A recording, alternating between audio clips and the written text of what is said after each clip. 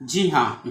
चलिए, आज की क्लास हमारी बहुत ही महत्वपूर्ण क्लास होगी। आज की कक्षा विशेष कक्षा है आपके परीक्षा के उद्देश्य से।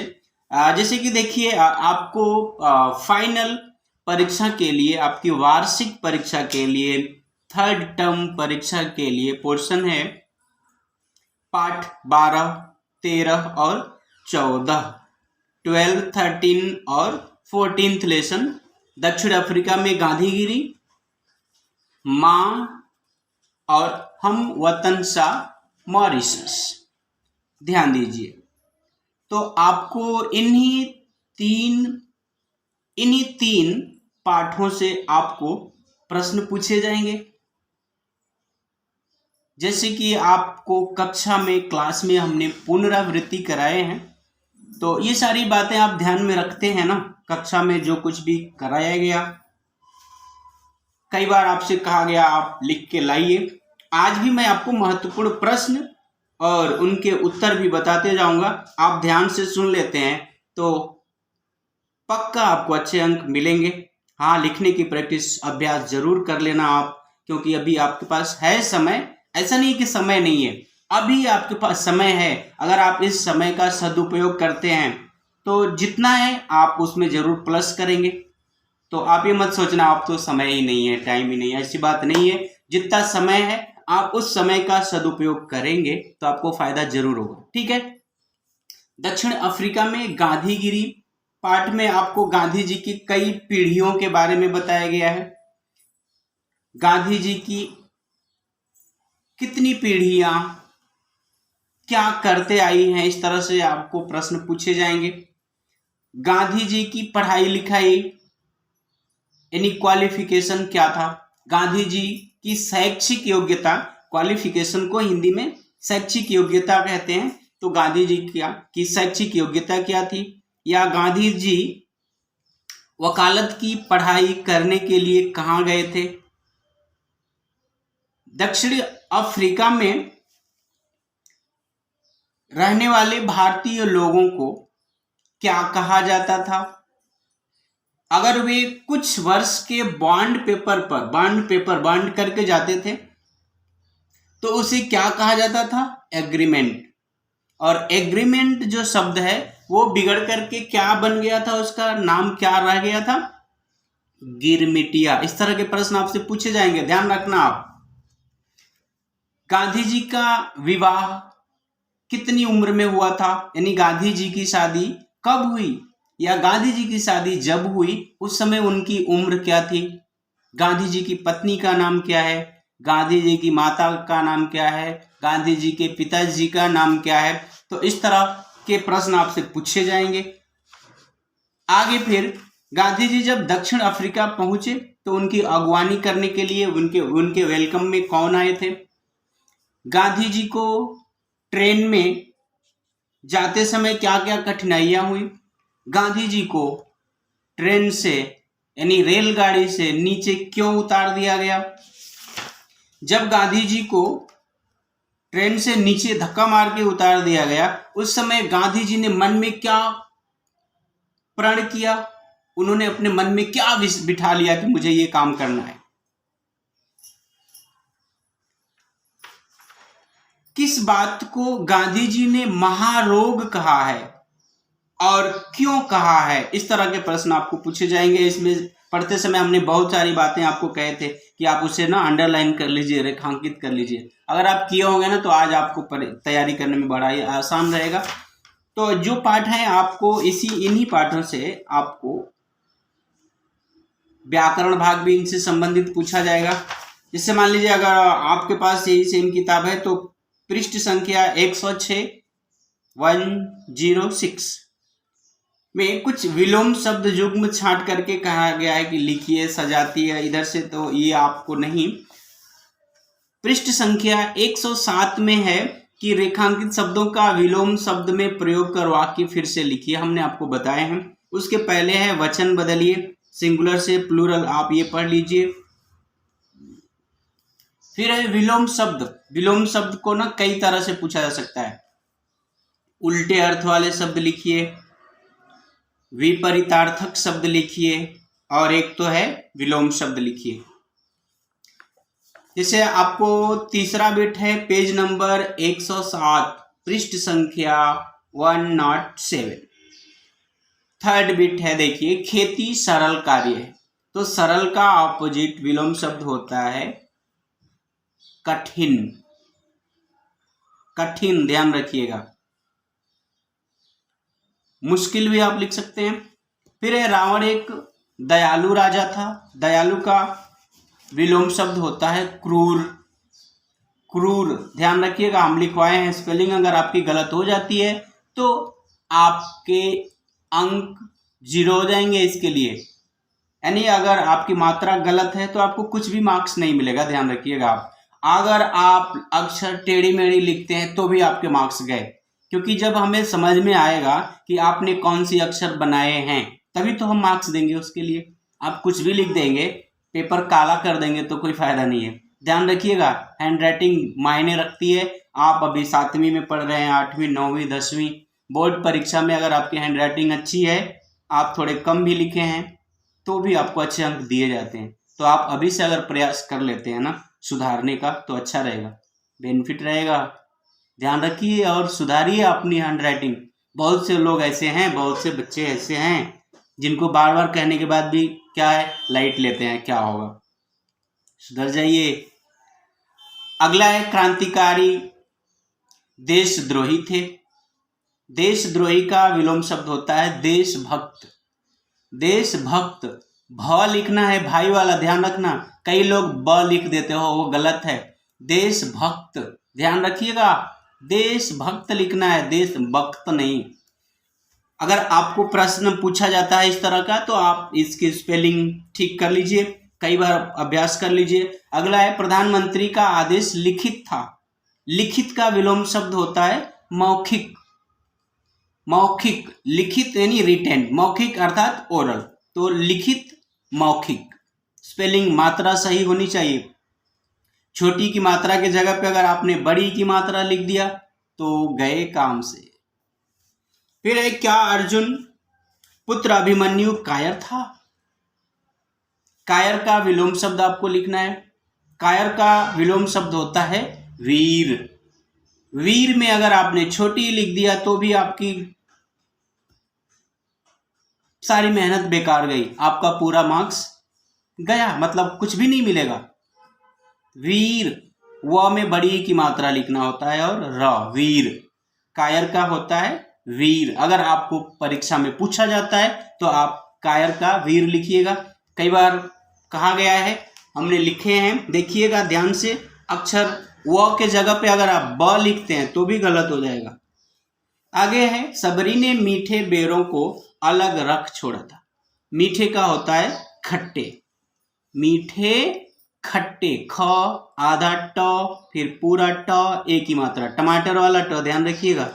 कई लोग ना, और ख रहेगा, ख सेकंड वाला, कई बच्चे क्या करते हैं क लिख देते हैं, कोई फायदा नहीं होने वाला है। तो आप स्पेलिंग सुधार लीजिएगा। इसके बाद हम आगे बढ़ जाते हैं। दूसरा अगला आपके लिए पोर्शन में है माँ। माँ पाठ से माँ कविता में किस मौसम के बारे में बात की गई है, माँ क्यों परेशान है, डिबरी बूझने को होती तो माँ क्या करती, आदि बातें हैं माँ कविता से। आप अच्छे से पढ़े हो, माँ कविता की वीडियो भी है, आप वो भी देख लीजिए, उसमें भी हमने बताए हैं इसके महत्वपूर्ण प्रश्न क्या क्या आएंगे, किस तरह से आएंगे, और हमने कई बार किए हैं तो इस पर हम बहुत ज़्यादा समय नहीं लेते हैं। आगे बढ़ जाते हैं। हम वतन सा मॉरिशस, लेखक कहाँ से चले, कितने समय में लेखक मॉरिशस पहुंच गए, मॉरिशस कैसा देश है, मॉरिशस को हिंद महासागर का क्या कहा जाता है, मॉरिशस की सड़कों के बारे में आपसे पूछा जाएगा, मॉरिशस की सड़कें कैसी हैं, मॉरिशस में लेखक ने कौन कौन से पेड़ पौधे देखे, मॉरिशस की आमदनी का स्रोत क्या है, मतलब इनकम सोर्स क्या है। एक बार लेसन रीडिंग जरूर कर लेना अगर आप नहीं किए हैं तो, और मेरे ख्याल से नोट्स में बताए भी गए हैं, इसकी वीडियो है, आप वो भी जरूर देखिए। मॉरिशस से कौन सा देश किस दिशा में कितनी दूरी पर है, मतलब अगर मॉरिशस है, मॉरिशस के ईस्ट साइड में कौन सी कंट्री है, कितनी दूर है, डिस्टेंस क्या है, वेस्ट में। तो ध्यान रखना, आप इस तरह के प्रश्न आपसे पूछे जा सकते हैं। लेखक किस होटल में रुके थे? केले का दाम किसने पूछा? केले का दाम केला बेचने वाले ने कितना बताया था? भारत के रुपए से वो कितना ज्यादा है या कितना कम है, जैसा आपको बताया गया है। थोड़ा सा सोचिएगा, सारा मैं नहीं बता रहा हूं इसीलिए, ताकि आप एक बार पढ़ेंगे तो अच्छा रहेगा। तो आप एक बार जरूर पढ़िए। मॉरिशस में कुल कितनी जनसंख्या है? मॉरिशस का पॉपुलेशन टोटल कितना है? उसमें भारतीय लोग कितने हैं, इंडियंस कितने हैं, बाकी लोग कौन कौन सी कंट्री के हैं, कितने हैं? मॉरिशस में किस चीज की खेती सबसे ज्यादा की जाती है? चीनी मिल कितनी है, कितनी बड़ी हैं? दूसरे देश वहां पर क्या इन्वेस्ट करना चाहते हैं, क्या करना चाहते हैं? इस तरह के प्रश्न आपसे जरूर पूछे जाएंगे। मॉरिशस के किनारों की प्राकृतिक सौंदर्य के बारे में पूछा जाएगा, यानी मॉरिशस में जो किनारा है वहां का, सागर का किनारा, वो कितना सुंदर है, उसकी नेचर ब्यूटी कैसी है, आपसे पूछा जा सकता है। वहां के जंगलों के बारे में पूछा जा सकता है। ठीक, तो आप इन प्रश्नों के उत्तर अच्छे से दीजिए, सोच के समझ के। इससे पहले बात और होती है, देखिए निबंध आप लिखेंगे ना, निबंध 250 से 300 वर्ड्स में लिखना है। निबंध में लोकोक्तियां और मुहावरे अच्छे करने हैं, मतलब आपके शब्द जो हैं सरल स्पष्ट होने चाहिए। मेरे चैनल पर देखो आप निबंध कैसे लिखे हैं, आप एक बार चाहे तो देखिए। लेटर पत्र लेखन की भी एक वीडियो है, एक नहीं और भी है, आप उसमें देखिए। पत्र लेखन का आपको फॉर्मेट अच्छे से समझ में आ गया तो आप आराम से लिख लेंगे। फॉर्मेट आप परफेक्ट कर लीजिए, एक बार जरूर देख लीजिए। आ रही बात अपठित गद्यांश की, तो आप अपठित गद्यांश ध्यान से पढ़ना, समझ के सोच के लिखना। 10 मार्क्स का होता है, उसी में उसके उत्तर होते हैं। फिर भी लोग गलतियां कर देते हैं, ध्यान रखना। आप गलतियां बार बार इस तरह की मत करना, ध्यान से पढ़ना, समय का ध्यान रखना। और एक बात है, ध्यान रखिए, क्वेश्चन पेपर में जो प्रश्न नंबर दिया गया है, आप भी वही सेम प्रश्न नंबर लिखेंगे। आपका अपना ओन नहीं लिखना है। अगर आप 10वें प्रश्न का उत्तर लिख रहे हैं ना, 10 का क या 10 का 1, तो आप लिखेंगे प्रश्न 10 1 उत्तर, फिर प्रश्न 10 2 उत्तर। ये नहीं कि आप अपने मन से शुरू कर रहे हो तो आप 10 वाले को फर्स्ट लिख रहे हो तो आप फर्स्ट आंसर सेकंड आंसर ऐसा करोगे, नहीं। क्वेश्चन पेपर में जो है आप वही लिखना। एक आंसर आपका पूरा हो जाता है तो एक लाइन छोड़ के दूसरा आंसर आप लिखो, ध्यान रखिएगा ये बात का। प्रश्न नंबर जरूर देना है। लिखने के बाद आपको धागा दिया जाता है ना पेपर टाई करने के लिए, तो आप धागे से ना, आप जो एडिशनल पहले लिए हैं 1 2 3, आप सीधे ऑर्डर में रखने के बाद अच्छे से बांध लेना और बांध करके फिर देना, क्योंकि बहुत से बच्चे ना ऐसे ही छोड़ देते हैं तो आपका पेपर इधर उधर गुम हो जाएगा, तो फिर नुकसान आपका ही होगा। उसमें आपके टीचर जो है, इन्विजिलेटर हैं, उनकी कोई गलती नहीं है, ये काम आपका है।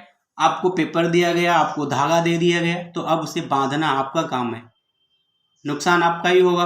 टीचर इसलिए आपको 15 मिनट पहले ही बोलने लगते हैं, टाई योर पेपर्स, पेपर बांध लो, पेपर बांध लो, पहले बांध लो फिर लिखो। आपके टीचर बोलते हैं कि नहीं, इसीलिए बोला जाता है। फिर भी आप तो, कई लोग अपने मन के राजा हैं, इसलिए नुकसान हो जाता है, ध्यान रखना। तो आप इन बातों पर ना सतर्क हो जाओ, सावधान हो जाओ, और जैसा आपके अध्यापक कहते हैं वैसा कीजिए। अध्यापक और माता पिता की बातों का पालन करेंगे, आपका भला होगा, क्योंकि ये लोग आपकी भलाई के लिए ही आपको कुछ बोलते हैं या डांटते हैं। अध्यापक और माता पिता सदा यही चाहते हैं कि उनका शिष्य, उनका बेटा अच्छा काम करे, जिससे कि लोग तारीफ करें, और अपने बच्चे या अपने शिष्य की तारीफ सुन के मन गदगद हो जाता है। तो बाकी आपके ऊपर ही डिपेंड होता है, हम तो केवल यही आशा और विश्वास लेकर आपके साथ लगे रहते हैं। आपको देना क्या है ये तो आपके ऊपर डिपेंड करता है, हम तो आप पर इन्वेस्ट करते हैं, रिटर्न बैक तो आपके ऊपर डिपेंड करता है। छोटी बात है लेकिन बड़ी गहरी है, ध्यान देना आप। अब ध्यान दीजिए, मॉरिशस पार्ट जो है, इससे ना आपको कुछ ग्रामर पूछे जाएंगे, जैसे मुहावरे हैं, ध्यान दीजिएगा। पेज नंबर 119, 119, ठीक है। मुहावरे, अपने मुंह मियाँ मिट्ठू बनना हमने बताए हैं, इसका वाक्य में प्रयोग भी कराए हैं, आप ये जरूर पढ़ लेना। कलेजे पर सांप लोटना, खून पसीना एक करना, छठी का दूध याद आना, 5 उंगलियां घी में होना। मैं बुक में ही पढ़ रहा हूँ, जो ये बुक है आपकी। फिर सांप सूंघ जाना, हाथों के तोते उड़ जाना। इन मुहावरों के अर्थ और वाक्य में प्रयोग हमने कराए हैं, आप एक बार जरूर पढ़ लो, अच्छे से याद कर लो आप, क्योंकि आपसे ये पूछे जा सकते हैं, ग्रामर में यही चीजें आएंगी। फिर ध्यान देना आप, इसी में पेज नंबर 120 में आपको वर्तनी यानी स्पेलिंग मिस्टेक है, ध्यान देना, हमने टिक कराए हैं उसमें, सबसे नीचे है पेज नंबर 120, 120, ठीक। आशीर्वाद, फिर श्रृंखला है, ब्राह्मण है, अंतरराष्ट्रीय है, अंतरराज्यीय है और ह्रस्व है। इसमें कौन सा सही है हमने टिक कराए हैं, अगर आपने नहीं किए हैं ना तो मित्रों की सहायता से आप जरूर कर लेना सही वाला। इसमें से कोई आपको दिया गया रहेगा और करेक्ट स्पेलिंग आपको करनी होगी, जो सही है वो आपको लिखना होगा और उसके लिए आपको अंक मिलेगा। तो ध्यान रखिए, आपको परीक्षा की हार्दिक शुभकामनाएं। All the best. सोच समझ के समय का सदुपयोग कीजिए। All the best. आप देख रहे थे Hindi classes bye Umesh sir. मित्रों के साथ भी आप शेयर कर दो, क्योंकि उनका भी भला होगा। जय हिंद, जय हिंदी।